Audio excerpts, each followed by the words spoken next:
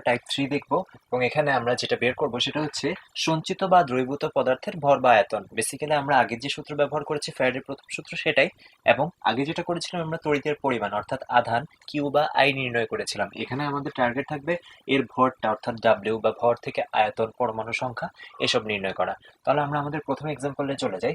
এখানে বলা হচ্ছে যে এটা বইয়ের ভর্তি পরীক্ষায় 2-3 সালে এসেছিল যে একটি লোহার চামচকে ক্যাথোড হিসেবে ব্যবহার করে নিকেল নাইট্রেট দ্রবণের মধ্য দিয়ে 5 অ্যাম্পিয়ার তড়িৎ 30 মিনিট ধরে চালনা করা হলো। চামচের উপরিতলের ক্ষেত্রফল 7 সেন্টিমিটার স্কয়ার। চামচের উপরিতলে সর্বত্র সমানভাবে সৃষ্ট নিকেলের পুরুত্ব কত, অর্থাৎ প্রলেপটা যে তার পুরুত্ব কত, আর এখানে নিকেলের আপেক্ষিক গুরুত্ব দেওয়া আছে। তাহলে আমরা একটু বুঝি প্রশ্নে কি বলা আছে। প্রশ্নে বলা হচ্ছে একটা লোহার চামচকে আমি ক্যাথোড হিসেবে ব্যবহার করব, অর্থাৎ আমাদের যে তড়িৎ বিশ্লেষ্য কোষ সেটাই, কিন্তু এখানে আমরা একটা তড়িৎ বিশ্লেষ্য কোষের সিস্টেম নিব এবং নিলাম হচ্ছে একটা অ্যানোড। কিভাবে অ্যানোড নিলাম, কারণ এটা হচ্ছে প্লাসের সাথে যুক্ত, আর আরেকটা ক্যাথোড নিব, অর্থাৎ এটা হচ্ছে আমাদের অ্যানোড প্রান্তটা আর এটা হচ্ছে আমাদের ক্যাথোড প্রান্তটা। এবং ক্যাথোড যে প্রান্তটা সেই ক্ষেত্রে কি বলা হচ্ছে যে এখানে আমরা নর্মাল যে কোনো ক্যাথোড ব্যবহার না করে একটা লোহার চামচ, মানে বেসিক্যালি চিন্তা করতে পারি যে কোনো একটা ধরনের আমরা চামচ নিলাম, সেটা হচ্ছে লোহার। অর্থাৎ এই ক্ষেত্রে আমি এখানে লোহার একটা চামচ নিলাম, এটাকে আমরা ক্যাথোড হিসেবে ব্যবহার করলাম। এবং কি বলা হচ্ছে যে তড়িৎ বিশ্লেষ্য দ্রবণ হিসেবে নিকেল নাইট্রেট দ্রবণ ব্যবহার করলাম এখানে আমাদের তড়িৎ বিশ্লেষ্য হিসেবে। অর্থাৎ আমরা যদি একটু চিন্তা করি যে এখানে কি হবে ঘটনাটা, যে আমি যখন আস্তে আস্তে এর মধ্য দিয়ে তড়িৎ প্রবাহিত করব, যেটা আমাদের এখানে দেওয়া আছে যে 5 অ্যাম্পিয়ার কারেন্ট, আমি যখন 30 মিনিটস ধরে এর মধ্য দিয়ে চালনা করব, আমরা জানি যে ক্যাথোডে যে ধাতু জমা হয়, আর ক্যাথোড হিসেবে এখানে আমাদের লোহার চামচটা ব্যবহার করা হচ্ছে। অর্থাৎ আমি নিকেল নাইট্রেট দ্রবণের মধ্যে দিয়ে, দ্রবণে আছে এখানে নিকেল আয়ন থেকে আমরা জানি যে নিকেল ধাতু হিসেবে সে জমা হবে। অর্থাৎ কি হচ্ছে, আমরা যে ক্যাথোড হিসেবে ব্যবহার করছি এখানে আস্তে আস্তে নিকেল ধাতুটা যে এই যে লোহার চামচটা, চামচের উপরে সে ধাতু হিসেবে জমা হবে। এবং এই ক্ষেত্রে কি বলা হচ্ছে যে চামচের উপরিতলের ক্ষেত্রফল, অর্থাৎ তার যে উপরের সারফেসটা, এই সারফেসের ক্ষেত্রফল দেওয়া আছে হচ্ছে 7 সেন্টিমিটার স্কয়ার। এবং বলা হচ্ছে যে চামচের উপরিতলে সর্বত্র সমানভাবে সৃষ্ট নিকেলের পুরুত্ব কত। অর্থাৎ আমরা এখানে ধরে নিচ্ছি যে নর্মালি যখন আমি এখানে তড়িৎ প্রবাহিত করব, প্রলেপ দিব, তখন সেটা সর্বত্র সমানভাবে প্রলেপটা তৈরি নাও হতে পারে, কিন্তু এখানে প্রশ্নে বলা আছে যে সর্বত্র সমানভাবে। অর্থাৎ আমরা এখানে চিন্তা করছি যে এই যে এখানে নিকেলের যে প্রলেপটা এসে জমা হবে, এই প্রলেপটা হচ্ছে সর্বত্র সমানভাবে এসে জমা হবে। তাহলে একটু খেয়াল করি, আমাদের এখানে ধাতুটা হচ্ছে বেসিক্যালি লোহার, কিন্তু এখানে কিন্তু লোহার বা আয়রনের কিছু হচ্ছে না। তার মানে আমরা ওকে নিয়ে হিসাব করবো না, আমরা কাকে নিয়ে হিসাব করবো, যে জমা হচ্ছে এখানে এই যে উপরে যে প্রলেপটা নিকেল ধাতু, অর্থাৎ আমরা নিকেলকে নিয়ে এখানে চিন্তা ভাবনা করব।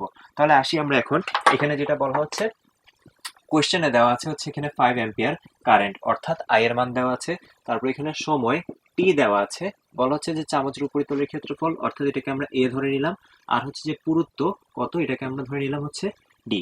তাহলে আমরা আসি প্রথমেই, কিন্তু আমাদের এখান থেকে নর্মাল যে সূত্র, আমরা ডাব্লিউ, যে কতটুকু ক্যাথোডে ধাতু জমা হবে সেই পরিমাণটা বের করে ফেলবো। ডাব্লিউ বের করতে আমরা যে সূত্র ব্যবহার করি সেটা হচ্ছে W equals to Z I T. তাহলে প্রথমে এখান থেকে আমরা ডাব্লিউটা বের করে ফেলি।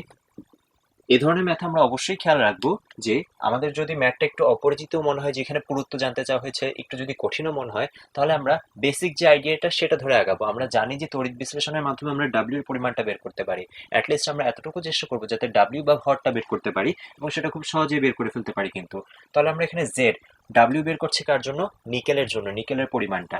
তাহলে আমাদের যে জেড এর মানটা অর্থাৎ তড়িৎ রাসায়নিক তুল্যাঙ্ক, সেটাও কিন্তু নিকেলের জন্য, এবং নিকেলের পারমাণবিক ভর হচ্ছে 58.7। এক্ষেত্রে যে পরিচিত ধাতুগুলো আছে আমাদের, তাদের পারমাণবিক ভরটা একটু মুখস্থ রাখলে বেটার হয়। কোয়েশ্চেনে দেওয়াও থাকতে পারে আবার নাও দেওয়া থাকতে পারে, কিন্তু তাই সেফটির জন্য এটা মনে রাখাটা বেটার। আচ্ছা, খেয়াল করে এখানে যে বিক্রিয়াটা হবে সেটা হচ্ছে যে নিকেল 2+, সে কিন্তু এখানে নিকেল ধাতুতে পরিণত হচ্ছে, এবং এর জন্য আমরা দেখতে পারি যে 2টা ইলেকট্রন লাগে। অর্থাৎ এই ক্ষেত্রে নিকেলের সক্রিয় যৌগিক হচ্ছে 2 × 96500। তাহলে এটা হচ্ছে ওর তড়িৎ রাসায়নিক তুল্যাঙ্কের মানটা দিলাম। আই বা প্রবাহিত তড়িতের মানটা প্রশ্নে দেওয়া হচ্ছে 5 অ্যাম্পিয়ার। যেহেতু অ্যাম্পিয়ার এককেই আছে, একে আর পরিবর্তন করার প্রয়োজন নেই, কিন্তু আমাদের সময়টা টিটা দেওয়া আছে হচ্ছে এখানে মিনিটে, আমরা জানি যে এটা ব্যবহার করতে হচ্ছে সেকেন্ডে। অর্থাৎ আমরা এখানে বের করবো হচ্ছে 30 × 60, এই যে মিনিটকে আমরা এখানে সেকেন্ডে নিয়ে গেলাম। যদি এখানে আমি ক্যালকুলেশন করি, ক্যালকুলেশনের পর আমি পেয়ে যাবো যে কতটুকু নিকেল এখানে জমা হয়েছিল, এবং সেই পরিমাণটা হচ্ছে এখানে 2.74 গ্রাম। আমরা জানি অবশ্যই এই ক্ষেত্রে এককটা গ্রামে আসবে। তাহলে আমরা এখানে বের করে ফেললাম যে কতটুকু নিকেল জমা হলো। কিন্তু আমার প্রশ্নে জানতে চাওয়া হচ্ছে যে নিকেলের পুরুত্ব কত, এবং একটু খেয়াল করি এখানে নিকেলের ক্ষেত্রফলটা দেওয়া আছে। আমরা কি জানি যে কোনো কিছু একটার আয়তন ভি কিভাবে বের করতে পারি আমরা? তার ক্ষেত্রফল ইন্টু পুরুত্ব। অর্থাৎ ক্ষেত্রফল যদি এ হয় আর পুরুত্ব যদি ডি হয়, সেভাবে কিন্তু আমরা ভি বের করে ফেলতে পারি। আবার আরেকটা জিনিস খেয়াল করি, এখানে আপেক্ষিক গুরুত্ব, অর্থাৎ এই ক্ষেত্রে তার রো এর মানটা দেওয়া আছে। এবং আমরা কি জানি? আমরা জানি যে রো বা ঘনত্ব ইকুয়ালস টু ডাব্লিউ ডিভাইড বাই হচ্ছে ভি, অর্থাৎ একক ভরের যে আয়তন সেটাই কিন্তু তার ঘনত্ব। অর্থাৎ এখানে আমরা যদি ভি কে এই পাশে নিয়ে আসি, আমি লিখতে পারি ডাব্লিউ ডিভাইড বাই রো। এটা হচ্ছে আমাদের সূত্রটা। তারপর একটু খেয়াল করি, এখানে কিন্তু আমাদের ভি প্রয়োজন নেই, আমাদের এখানে প্রশ্নে এ দেওয়া আছে, প্রয়োজন হচ্ছে আমাদের ডি। তাহলে এখানে যদি আমরা লিখি ভি ইকুয়ালস টু ডাব্লিউ ডিভাইড বাই হচ্ছে আমাদের রো, আর ভি সমান আমরা এখান থেকে পেয়ে গেলাম হচ্ছে এ ইন্টু ডি, এবং আমাদের এখানে পুরুত্ব ডি এর মানটাই কিন্তু দরকার, এর মানটা কিন্তু প্রশ্নে দেওয়া আছে। তাহলে আমি যদি ডি এর মানটা বের করি, তবে ডাব্লিউ divide by rho into a. প্রশ্নে যে মানগুলো দেওয়া আছে আমরা এখান থেকে ডাব্লিউ বের করলাম 2.74 গ্রাম, আমাদের এখানে আপেক্ষিক গুরুত্ব দেওয়া আছে 1.4, আর এই ক্ষেত্রে ওর যে ক্ষেত্রফল সেটা দেওয়া আছে হচ্ছে এখানে 7। আমরা যদি এখানে ক্যালকুলেশন করি, ক্যালকুলেশন করে আমরা পেয়ে যাব হচ্ছে 0.28। একটু যদি খেয়াল করি এক্ষেত্রে আমাদের ইউনিটটা কি হবে? ইউনিটটা কিন্তু অবশ্যই সেন্টিমিটার হবে। তার কারণ কি? আমরা এই যে এখানে ক্ষেত্রফল যে ব্যবহার করেছিলাম, ক্ষেত্রফল কিন্তু আমরা এখানে সেন্টিমিটার স্কোয়ারে ব্যবহার করেছিলাম।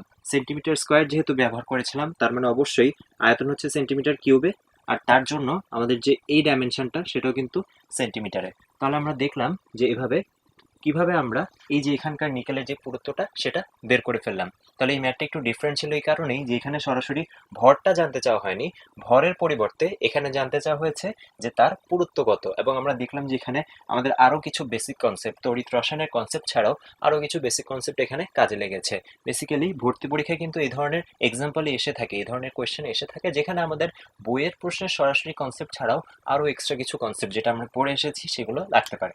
আচ্ছা, এবার আমরা দেখে হচ্ছে আমাদের সেকেন্ড এক্সাম্পল। এখানে বলা হচ্ছে যে কপার সালফেট দ্রবণের মধ্য দিয়ে 3.7 অ্যাম্পিয়ার তড়িৎ, অর্থাৎ এখানে আই এর মানটা দেওয়া আছে 6 আওয়ার ধরে, অর্থাৎ টি এর মানটা দেওয়া আছে, প্রবাহিত করলে কত গ্রাম কপার জমা হবে। তার মানে আমাদের খুবই বেসিক একটা ম্যাথ কিন্তু প্রথমে দেওয়া আছে। আমরা দেখতে পাচ্ছি যে ভর্তি পরীক্ষা অনেকবার এসেছে, এই ধরনের ইজি ম্যাথও কিন্তু ভর্তি পরীক্ষায় এসে থাকে। তাই আমরা এখানে দুই ধরনের এক্সাম্পলে দেখলাম, একটু ক্রিটিক্যাল একটাও দেখলাম আর একটু ইজি একটাও দেখছি। তাহলে প্রথমে আমাদের এখানে বের করতে হবে ডাব্লিউ অফ কপার, অর্থাৎ কত গ্রাম কপার জমা হয়েছে। ডাব্লিউ অফ কপার আমরা কি জানি সূত্র? Z of copper into I T. তাহলে জেড অফ কপার আমরা একটু আগেও বের করেছি, সেটা হচ্ছে 63.5 ওর পারমাণবিক ভর, ডিভাইড বাই হচ্ছে কপার সালফেটে এখানে ওর সক্রিয় যোজন হচ্ছে 2 ইন্টু 96500। তাহলে এখানে প্রবাহিত তড়িতের মান কত সেটা দেওয়া আছে 3.7 অ্যাম্পিয়ার, আর এখানে আমাদের সময়টা দেওয়া হচ্ছে 6 আওয়ার, এবং আমরা জানি সময়টা এখানে আমাদের সেকেন্ডে কনভার্ট করে নিতে হবে। তাহলে 6 ইন্টু 3600, তাহলে সেকেন্ডে কনভার্ট হয়ে গেল। এখন এখানে যদি আমরা ক্যালকুলেশন করি, ক্যালকুলেশন করে আমরা পেয়ে যাব 26 পয়েন্ট।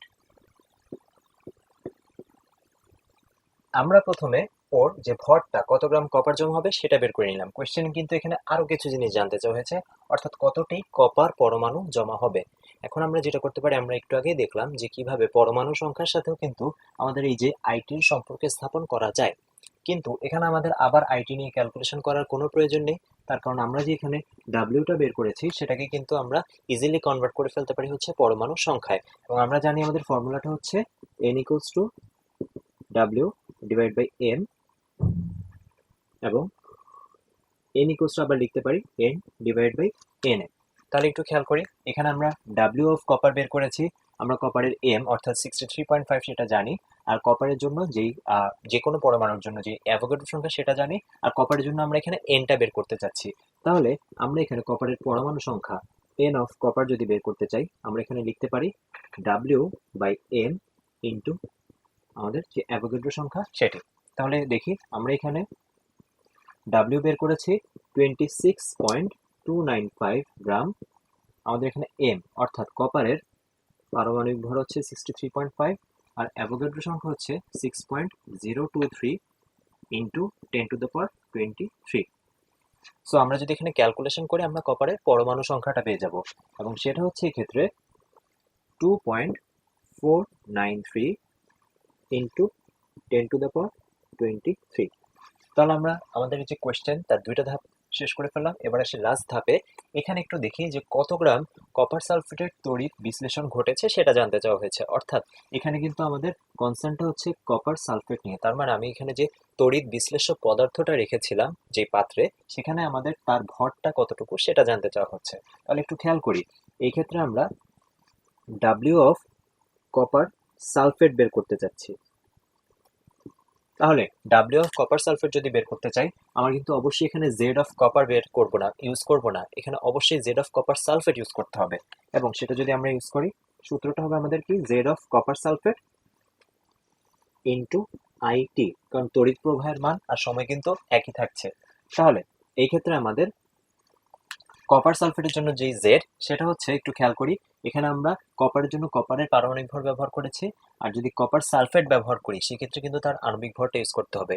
এবং আমরা যদি হিসাব করে বের করি, কপার সালফেটের আণবিক ভর হচ্ছে 159.5 গ্রাম। আর এই ক্ষেত্রে কপার সালফেটের তুল্য সংখ্যা কত হবে? আমরা জানি যে লবণের যে তুল্য সংখ্যা সেটা হচ্ছে ক্যাটায়নের মোট চার্জ। অর্থাৎ কপারের জন্য যে তুল্য সংখ্যা 2, কপারের চার্জ হচ্ছে এখানে কপার 2+ হিসেবে আছে আমরা জানি, সেটাই কিন্তু এখানেও ব্যবহার হবে।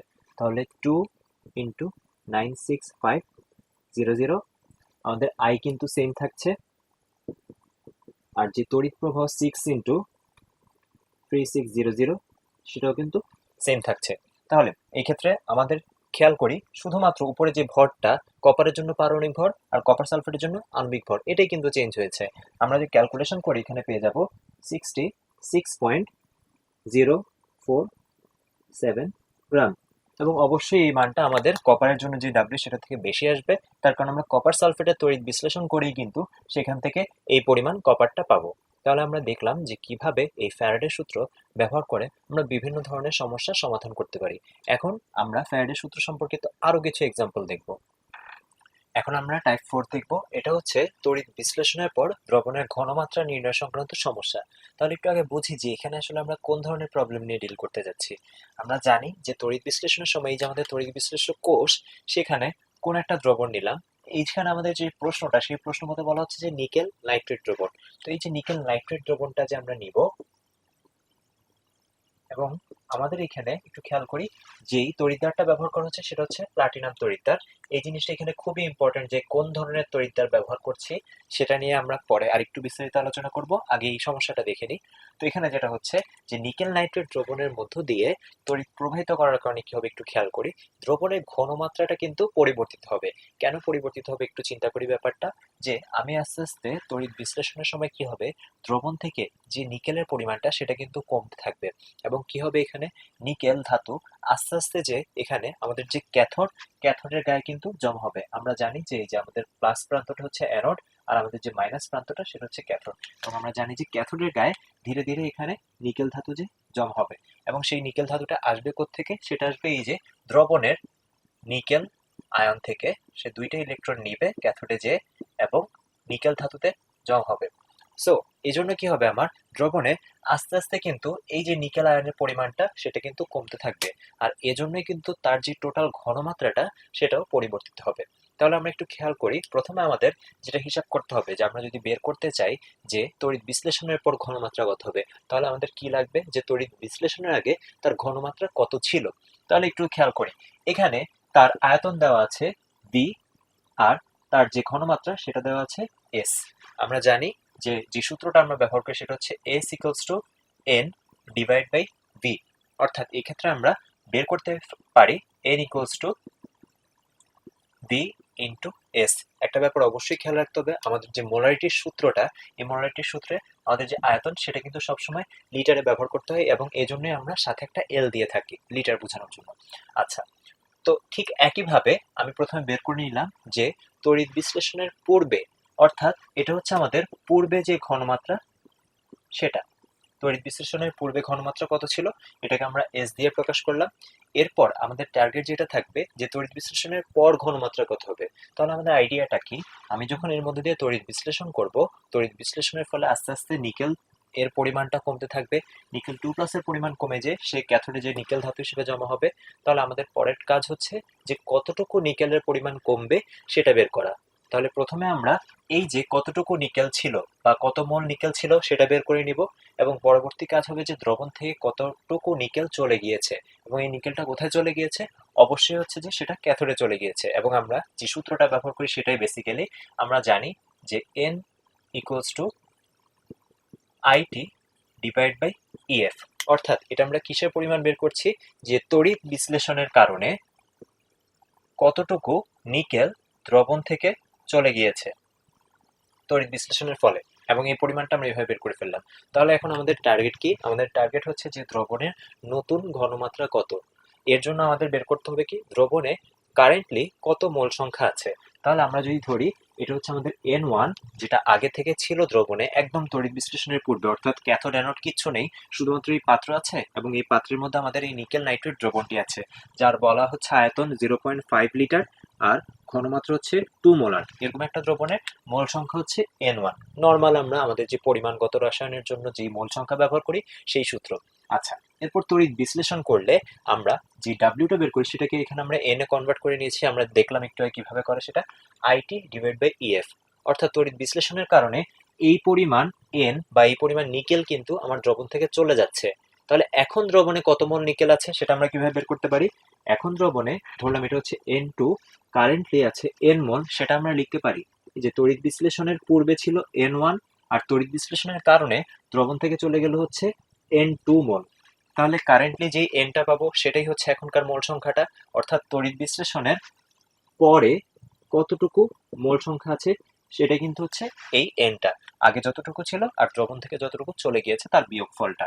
আর এখন যদি আমরা এটাকে ঘনমাত্রায় কনভার্ট করতে চাই, আমাদের আবার যে ঘনমাত্রার সূত্রটা সেটাকে এখন আমরা এস প্রাইম দিয়ে লিখতে পারি, যেহেতু আগের ঘনমাত্রা ছিল এস। সেটার জন্য কি করতে হবে, এই যে মোল নাম্বার এন সেটাকে ভাগ দিব হচ্ছে আয়তন দিয়ে, এবং আয়তনটা কত, আয়তন কিন্তু এখানে আমাদের 0.5 লিটার। আয়তনের কিন্তু পরিবর্তন হয়নি, আয়তন আগে যা ছিল এখনো তা আছে, শুধুমাত্র এখান থেকে যে নিকেলের পরিমাণটা সেই নিকেলের পরিমাণটা কমে গিয়েছে, তাই মোল সংখ্যার চেঞ্জ হয়েছে। তাহলে আমরা এটাকে কি লিখতে পারি, N1 minus N2 divide by হচ্ছে ভি আয়তনটা, আর N1 আমরা কি বের করলাম সেটা হচ্ছে ভি ইন্টু এস, যেটা প্রশ্নে দেওয়া থাকবে, মাইনাস হচ্ছে আইটি ডিভাইডেড বাই ইএফ।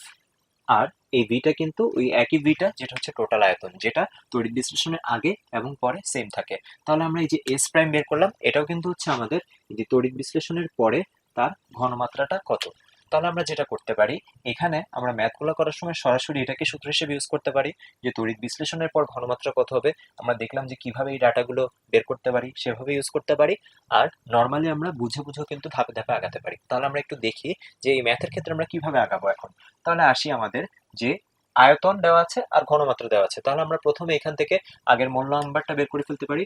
তাহলে প্রথমে এখানে মোল ছিল N1 ইকুয়ালস টু 0.5 লিটারেই আছে, তাই এটাকে আর কনভার্ট করার প্রয়োজন নেই, ইন্টু 2।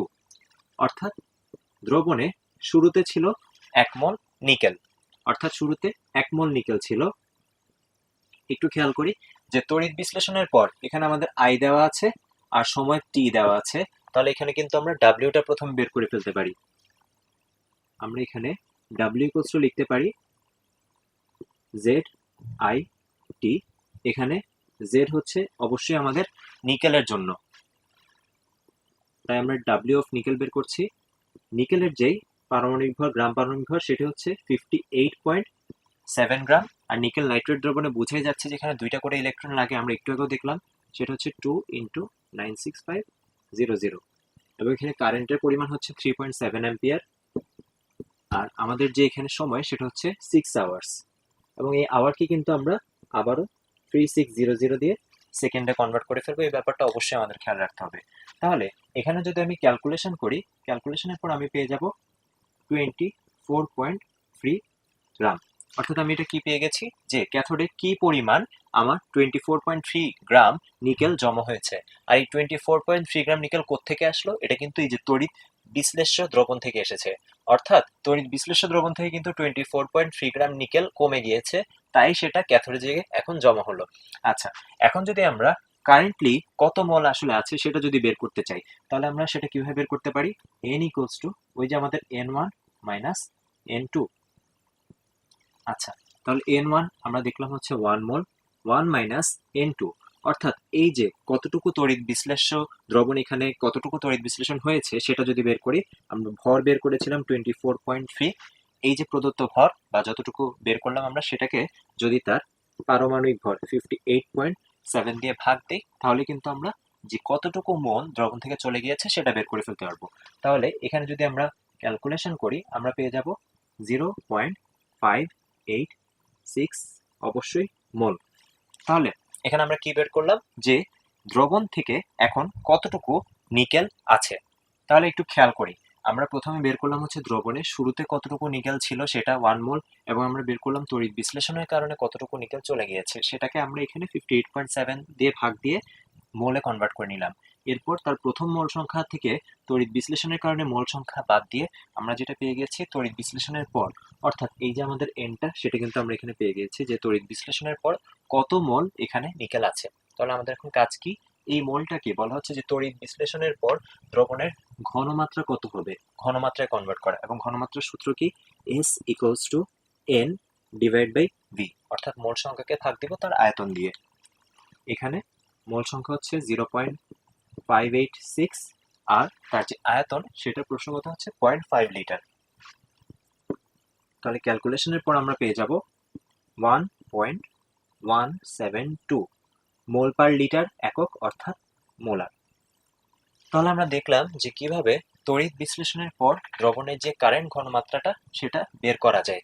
এখন আমরা এই যে তড়িৎ বিশ্লেষণের কারণে যেরকম দ্রবণের ঘনমাত্রা চেঞ্জ হয়, সেটা কিন্তু ক্যাথোডের ভরও ইফেক্ট ফেলে। আমরা এখন সেই জিনিসটাই দেখবো যে ক্যাথোড বা অ্যানোডের ভরে এই জিনিসটা কিভাবে প্রভাব ফেলে থাকে। এখন আমরা টাইপ 5 নিয়ে কথা বলবো, যেটা হচ্ছে তড়িৎদ্বারের ভরের পরিবর্তন। অর্থাৎ আমাদের আগের যে ম্যাথটা ছিল দ্রবণের ঘনমাত্রার পরিবর্তন, এই ম্যাথটা কিন্তু সেটার মতোই, এই জন্য আমরা আগের যে এক্সাম্পলটা সেটা রেখে দিয়েছি।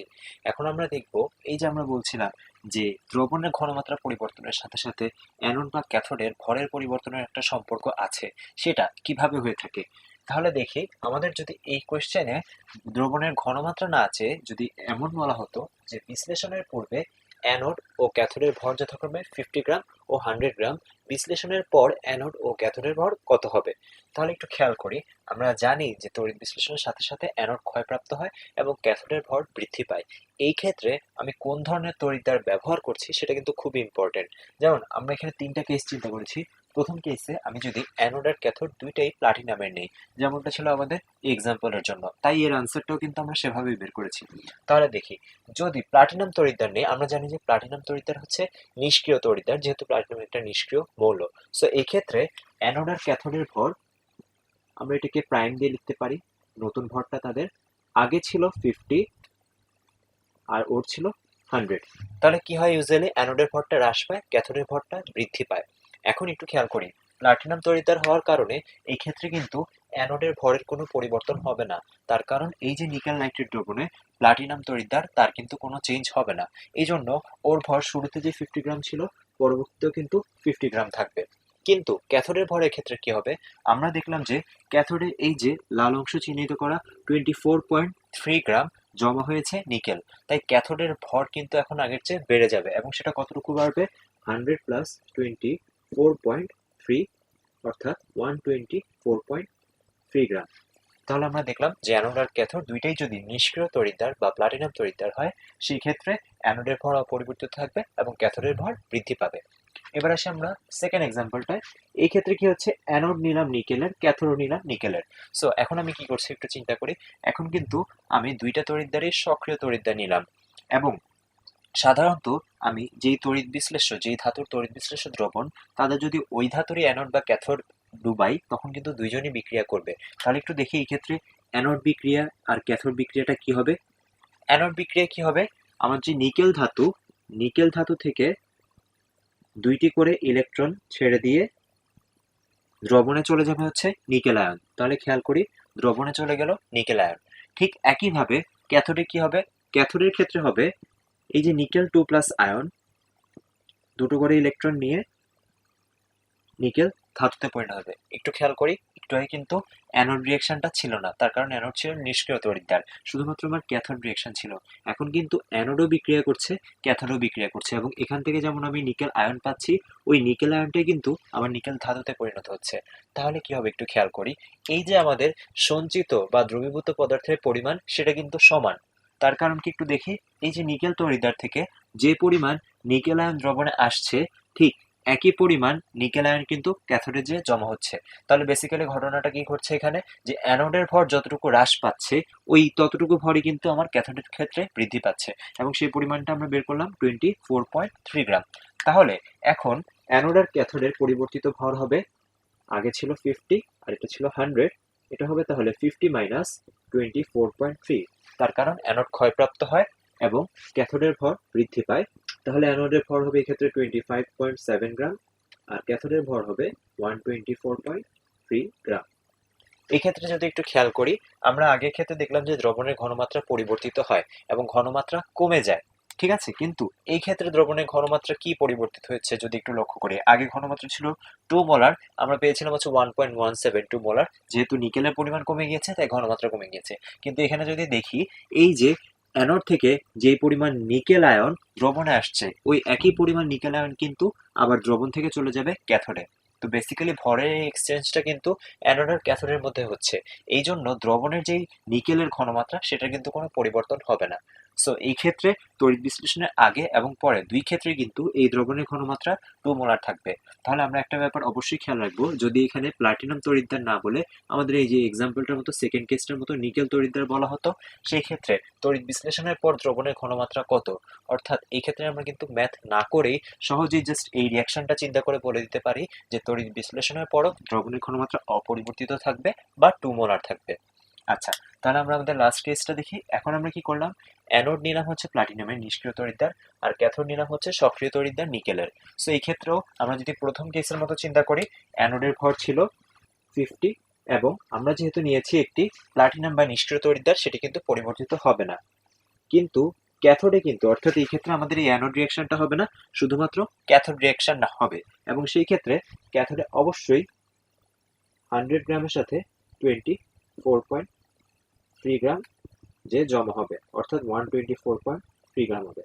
অর্থাৎ আমরা দেখলাম যে প্রথম কেসটা আর থার্ড কেসটা কিন্তু আলটিমেটলি সিমিলার, এবং প্রত্যেক ক্ষেত্রে কিন্তু ক্যাথোডের ভর বৃদ্ধি পাবেই, কারণ দ্রবণ থেকে আয়ন কিন্তু ক্যাথোডের গায়ে যে জমা হবে। বাকিটা ডিপেন্ড করছে আমি কি অ্যানোড কোনটা নিচ্ছি সেটার উপর। অ্যানোড যদি নিষ্ক্রিয় তড়িৎদ্বার নিয়ে থাকি তখন অ্যানোডের ভরের কোনো পরিবর্তন হবে না, আর যদি সক্রিয় তড়িৎদ্বার নিই তখন অ্যানোডের ভরের পরিবর্তন হবে। তাহলে আমরা তিন কেসে ঘনমাত্রার চেঞ্জটাও দেখলাম। প্রথম কেসে আর থার্ড কেসে কিন্তু ঘনমাত্রাটা হ্রাস পাচ্ছে দ্রবণের, আর সেকেন্ড কেসে দ্রবণের যে ঘনমাত্রাটা সেটা কিন্তু অপরিবর্তিত থাকবে।